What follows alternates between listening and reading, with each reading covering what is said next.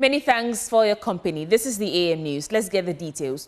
It is imagined that Ghana's properties in the United Kingdom and America could be liquidated even without recourse to any claim of sovereignty under international law.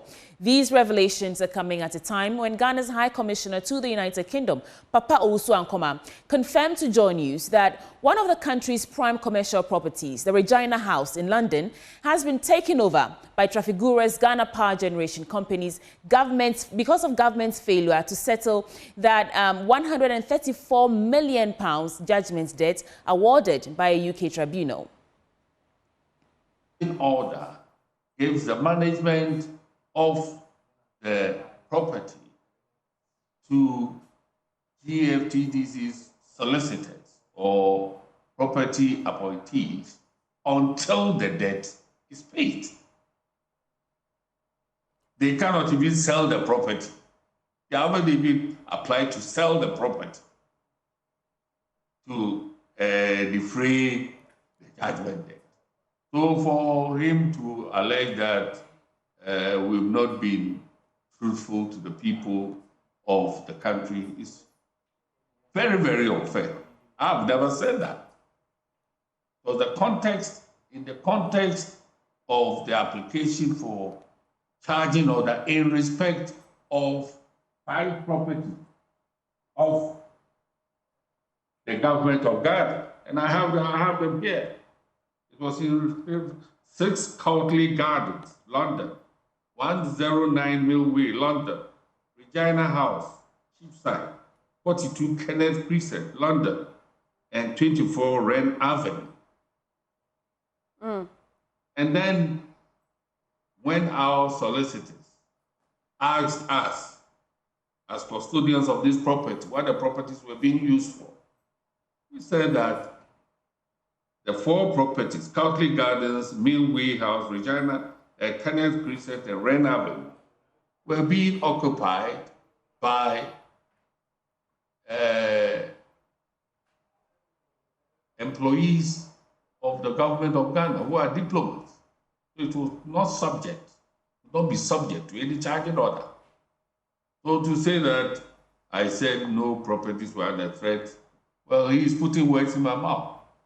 That's not correct, and go further on saying that I would not be truthful to Ghanaians. It's not fair. For 4 years, Trafigura has tried to retrieve its payments without success, as the government of Ghana could only release $1.8 million as part payment of the lump sum, a reason for which the private firm pressed forward new international arbitration charges against Ghana in the United States of America. Joy News is learning of more explosive details in the judgment, where it is emerging that the Republic of Ghana expressly waived its own diplomatic and sovereign immunities in this deal with Trafigura's Ghana Power Generation Company. Head of our Diplomatic Affairs Desk, Blessed Suga, has details on this. Well, this case actually dates back to February 2018, when the government of Ghana decided to enter an early termination of a power purchase agreement with the oil conglomerate Trafigura. Now, the point is that the government of Ghana believed that it has excess power generation, a reason for which it felt that at the time when the NDC administration was signing on to this deal, which entered into President Akufo-Addo's regime, there was a review committee that, deemed the Trafigura intervention as unnecessary, a reason for which then the government proceeded to enter this early termination of the contract. But that then will accrue some cost to the state. Trafigura, in the year 2021, secured a tribunal ruling from the United Kingdom, which upheld that Ghana was due to pay 134 million United States dollars, which is accruing as a result of the failure of the government of Ghana to respect the terms of the contract. It's the reason for which then the UK court decided to hand over or award this judgment in favor of Trafigura's Ghana Power Generation Company, which was to dismantle and move a power generation plant into the Republic of Ghana at a fee. Meanwhile, Vice President of Imman Africa says that this Trafigura story requires a more serious probe into reasons accounting for this judgment debt. Recounting historical reasons for which the power purchase agreement was signed, Bright Simmons disputed government's reasons for terminating the contract, as he argues that the GPGC gave one of the cheapest rates in the power purchase deal compared to even new contracts signed by the NPP administration. Now here is where the problem arises. One, the power plant was not excessively expensive. On a per unit basis, the capacity charge or the capital recovery charge of 3.7 cents per kilowatt hour was very similar, and in many cases lower than what we're charging or we're paying as capacity charge to other plants. And you can see on the screen a number of power plants that for all of these we're paying more than this plant was going to charge us. Absolutely. So I'm giving you examples of them. You know, we're paying for Senate 4 cents on a capacity charge basis, Sen Power 5 cents, etc. And car power more than 5.6 cents. Secondly, the notion that we have excess power has itself been contested, as you know, because now we know the government is still signing these power deals. Right. And around the time we were still signing these power deals, there are companies like AXA that have already signed another deal very recently to put a power plant in Kumasi, Nawomaso, etc. So these were questionable. The energy but here is where it gets important, and this is why we have a judgment debt. The analysis on which the decisions were made were shoddy and flawed. The Energy Commission Executive Secretary, for instance, suggested that terminating the plant would cost the country about $80 million, but he hadn't done his due diligence. He hadn't actually looked at the full range of costs that were being incurred. Now, the minority in Parliament say the West Africa Examination Council has postponed the marking of the Basic Education Certificate examination scripts due to lack of funds caused by government indebtedness. As of June, the government owed the examination body 300 million cedis for services rendered between 2022 and this year, 2024. Addressing journalists in Parliament, ranking member on the Education Committee, Peter Nochukutoi, demanded that the government settle its debt immediately before the academic calendar is thrown out of sync. As we speak now, WAEC had to postpone the marking of BEC scripts from this month to September because they don't have the funds to do the coordination and marking, which we call post-examination activities. They still owe WAEC for the BEC, and we are demanding that government pays this money to WAEC so that they can organize the marking in time. As a result, the school calendar is going to be disrupted again. Those who are to go to SHS this September will be at home. They will not be able to go. So we are asking government to release money to WAEC as urgently as they can so that the marking can take place. Speaking of debt, the minority says the government still owes the supplier of the tablets the government is distributing to senior high school students. According to Mr. Peter Nochukuto, the supplier is currently struggling to settle loans he contracted to deliver on the contract. The minority put out a news release that government was owing suppliers of various items, including food items, stationery, tablets, and all that to the tune of over 6 billion Ghana cedis. At the launch of the manifesto, they mentioned that they had distributed 900,000 tablets to senior high schools. Where you are not prepared for it, you don't have any budgetary allocation, and you go into it, you create problem for the suppliers. We know that 1,350,000 tablets were procured, and the supplier had to look for a loan in dollar-denominated cedis. He has been denied payment for a very long time now, and we don't know why government is refusing to pay. You are killing the business of the supplier. Away from that, the Kibu renal units will soon run at optimum efficiency with the procurement of 30 new dialysis machines. In an interview with Evan Spencer, the chief executive of the Kibu Teaching Hospital, Dr. Opokuwari Ampoma, revealed that the government has settled the $4 million debt, which had contributed to the unit's challenges. He apologized to renal patients for the recent shutdown of the unit. We were able to settle our obligations because the government came through and paid that $4 million deficit and that we had.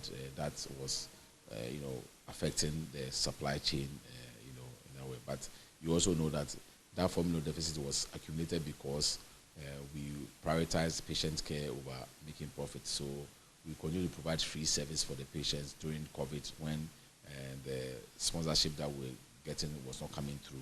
But then, so afterwards, although the sponsors made good the amount, because we changed into foreign exchange to buy the consumables, the foreign exchange losses was what caused the $4 million deficit. But then that has been rectified.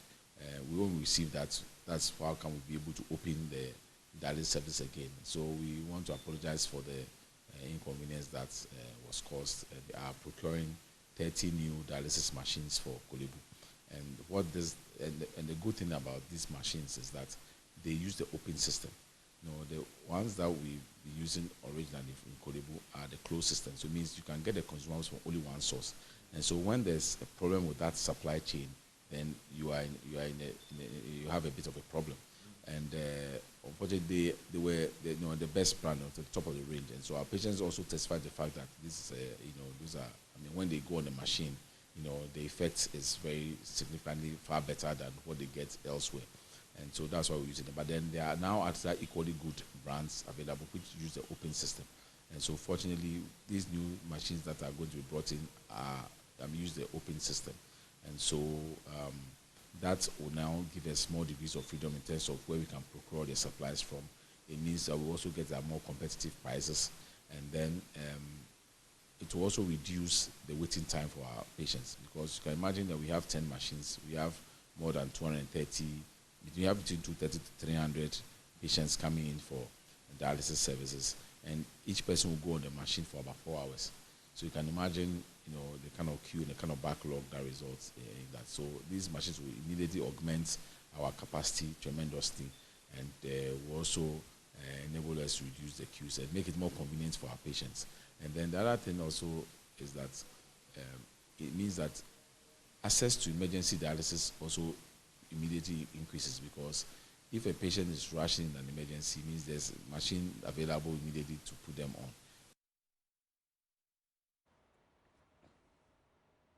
In other news, the Institute of Economic Affairs has set the stage for presidential candidates to convince the electorate through a debate. According to the IEA, this year's debate is not different from the previous ones it has organized. Speaking at the inauguration of a 9-member debate committee, former Chief Justice Ofayo Kufu said the debate will offer electorates the opportunity to have an informed decision based on intended policies and ideas of the presidential candidates.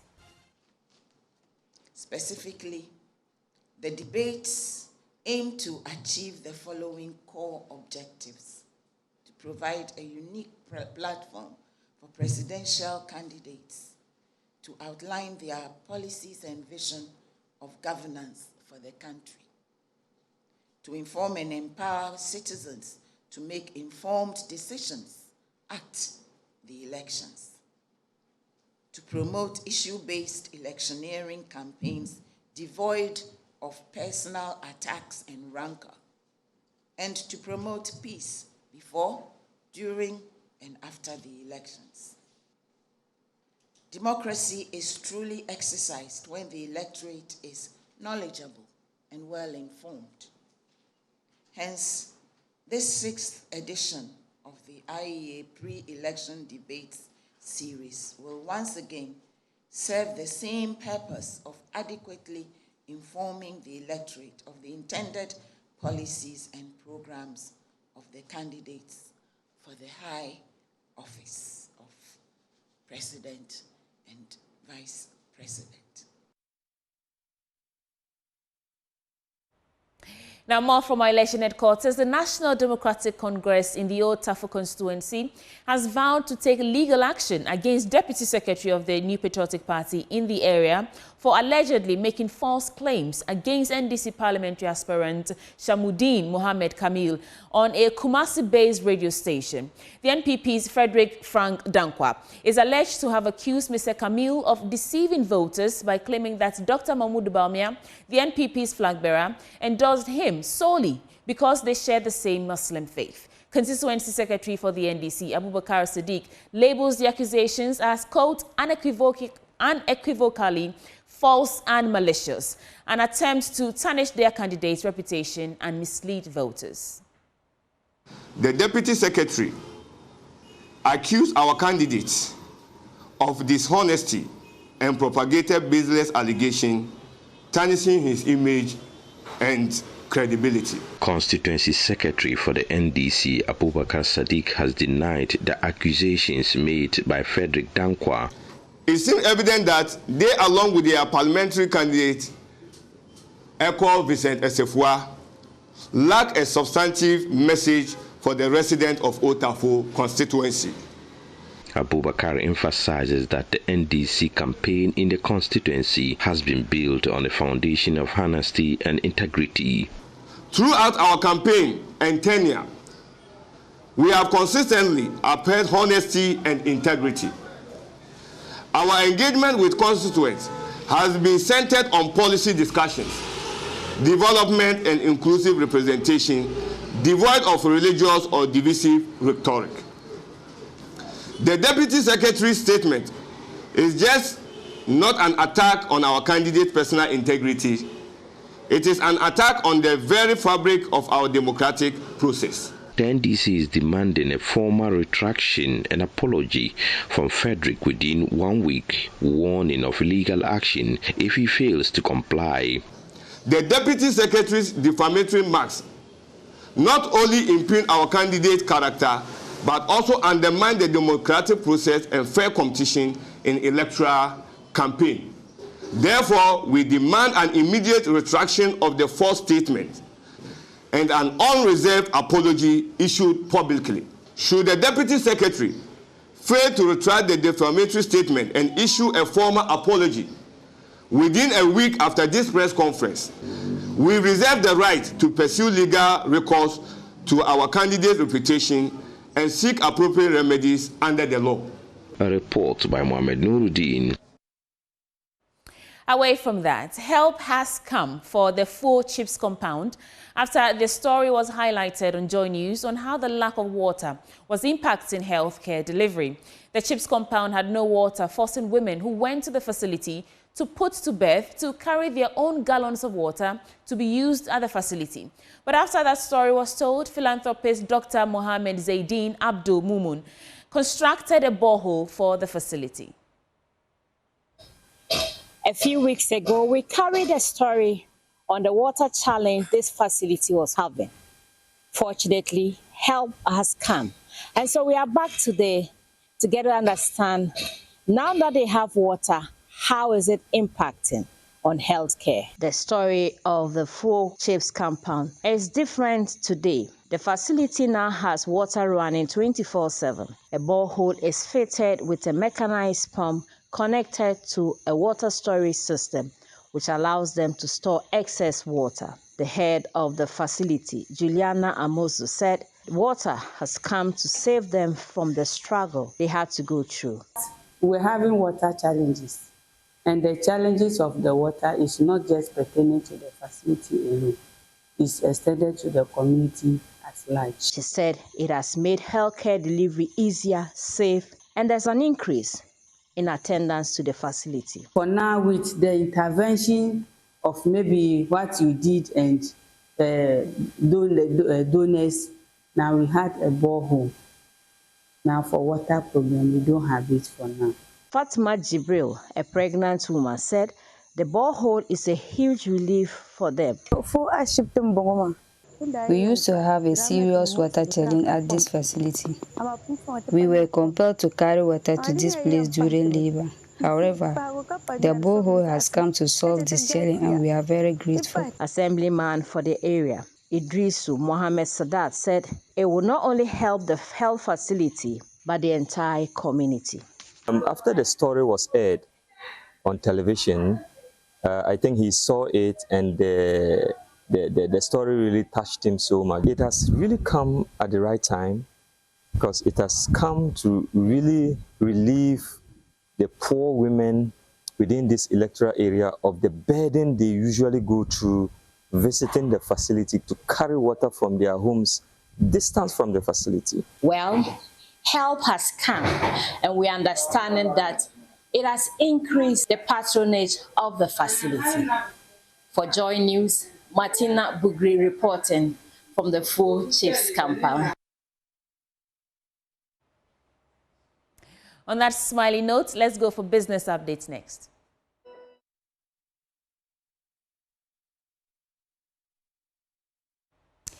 In our first business story, National Petroleum Authority has indicated that it will not hesitate to move quick and withdraw licenses of firms that fail to comply with industry regulations. It is coming after 13 oil marketing firms had their license withdrawn over non-payment of debts owed several state institutions. Communications manager at the authority, Mohammed Abdul Kudu, says they have upped their surveillance to ensure that every penny is paid. The space is very big, and the MPA might not be able to be at all of the places all of the time. And so if anybody has information that he or she would want to share, I think the MPA would be willing and ready to work with it. But our regional offices have been given the information, and they are supposed to equally be on the watch out and report accordingly if they find any of this revoked OMCs still operating within the space. So as and when the report comes to our desk, we would act on that. But the information I have is that there is a total compliance as we speak. It has actually been a live operation for us at MPA here. It is not something that we just leave it without regular review of it. There will be modification of the requirements as we move along. And the environment as it is today actually accept the structure that we are operating within.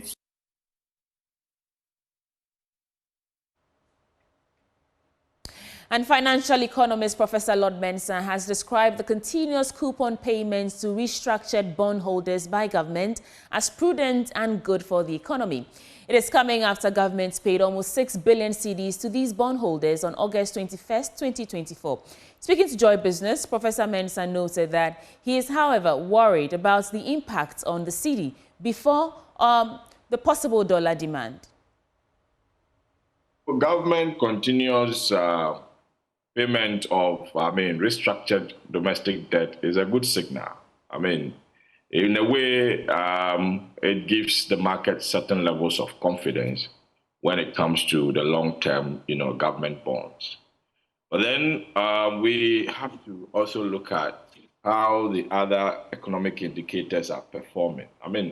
If you are paying these bonds and it turns up that the confidence in the cedi is not that strong, these long-term bondholders being, rational investors will have alternative, for their money. And the alternative, obviously, is going to be to fall on the dollar, if not possibly to go into real estate, market. So from where I sit, it's a good signal, but then government needs to work hard to ensure that, the economic indicators look good so that all those who are receiving their money will have confidence, in the economy. But then let's look at how, these monies are being paid and possibly its impact on the economy in general. Yes, I would say indeed that it is very tempting at this time to look at, buying the dollar and hoarding it. But at least for some time now, there seems to be some kind of prospect as far as, government, dollar buffer is concerned. So for me, it's not something that investors should consider. Our currency market update comes up next.